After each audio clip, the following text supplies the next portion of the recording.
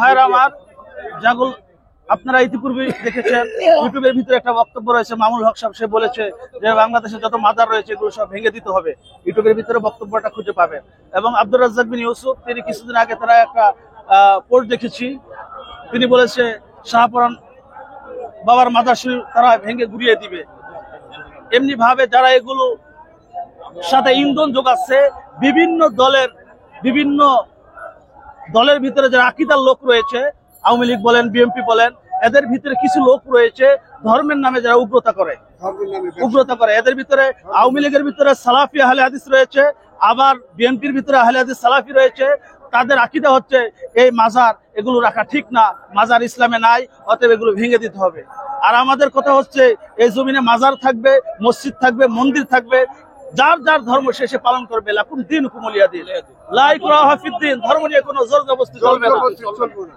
মসজিদে আজান হবে, মাজারে জিয়ারত হবে, মন্দিরে ঘন্টা বাজবে, কেউ কাউকে বাধা দিতে পারবে না। মুসলমান মাথায় টুপি দিবে, হিন্দু ভাই কপালে সিঁদুর দিবে, কেউ কাউকে বাধা দিতে পারবে না। এটা হচ্ছে আমাদের বক্তব্য।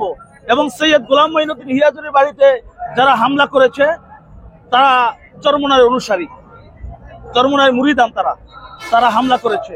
এবং যে সমস্ত মাজারগুলিতে হামলা হচ্ছে আমাদের কাছে খবর আছে, ওই মাজার শরীফের আশেপাশে যে ইমামগুলো আছে তারা নেতৃত্ব দিচ্ছে এবং তাদের নেতৃত্বে মাজারগুলো ভাঙতেছে। এবং 30 থেকে 35টা মাজার অলরেডি ভেঙে ফেলেছে। প্রতিদিন মাজার শরীফ ভাঙ্গার উৎসব চলতেছে বাংলাদেশের ভিতরে। আসলে কোন এদের লক্ষ্য কি, আসলে কোন হাদিসের প্রেক্ষিতে এই মাজারগুলো ভাঙছে আপনার কি মনে হয়? এরা মুসলিম শরীফের 969 নম্বর একখানা হাদিস আছে, আল্লাহ তাদা তিমসাআন ইল্লা তামাসতাহু ওয়ালা কবরান মুশরিফান ইল্লা সাওয়াইতুহু। তারা এই হাদিস দিয়ে বলতে চায় রাসূল সাল্লাল্লাহু আলাইহি ওয়াসাল্লাম, এটা হুজুর সাল্লাল্লাহু আলাইহি ওয়াসাল্লামের বেসালের 5 দিন আগে মাওলা আলী বর্ণনা করেছে। এখন কি এটা মাওলা আলী বলেছে নাকি ইয়াজিদ মুআবিয়া এটা ভিতরে ঢুকাই দিচ্ছে, এটা আমাদের বিষয়। কেননা এটা যদি হাদিস হয়ে থাকে তাহলে কোন হাদিস কোরআনের বিপক্ষে যাবে না, কোন হাদিস নবীদের বিপক্ষে যাবে না, কোন হাদিস পাক পাঞ্জাতনের বিপক্ষে যাবে না, কোন হাদিস সাহাবীদের বিপক্ষে যাবে না। অতএব এই হাদিসটা পুরা কোরআন বিপরীত। কেননা কোরআনে বলছে ওয়ালা তাসুবুল্লাযিনা ইয়াদউনা মিন দুনিল্লাহ, আল্লাহ ব্যতীত যারা অন্যকে ইলাহ মেনেছে তোমরা তাদের মিথ্যা ইলাহকে গালি দিও না।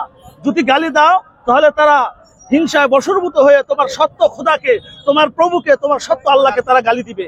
এজন্য কোরআনে নিষেধ করেছে, অন্য দেবদেবী যারা রয়েছে তাদের গালি দেওয়া কোরআনে নিষেধ, কোরআনে হারাম করেছে।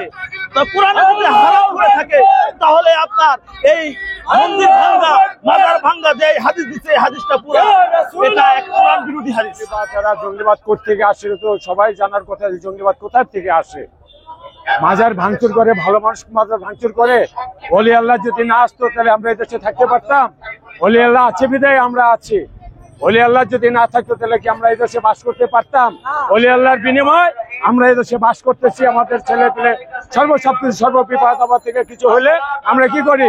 আল্লাহ রাসূলের, আল্লাহর ওলিদের দরবারে মানত করি। এই মানতের উছিলায় অনেক কিছু পার হয়ে যায়।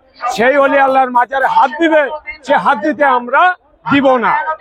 আরে যাই হয় যেখান থেকে আসুক, ওই ওলি আল্লাহর মাজার হাত দিতে আমরা দিব না। আমি বলতে পারবো না, আমার জানা নাই। কিন্তু কারা ভাঙছে তারাই জঙ্গিবাদ, যারা ভাঙছে তারাই জঙ্গিবাদ। আমি কারণ আমুদ্দিস করে বলবো না যে চরমনাই ভাঙছে, চশিরাবাদ ছেড়ে বলতে জানি না। যারা ভাঙছে তারাই জঙ্গিবাদ। এই জঙ্গিবাদের মোকাবেলা করার জন্য আমরা এখানে আসছি। হইতে পারে বিভিন্ন হাদিসে, হইতে পারে, করতে পারে কোরআনে।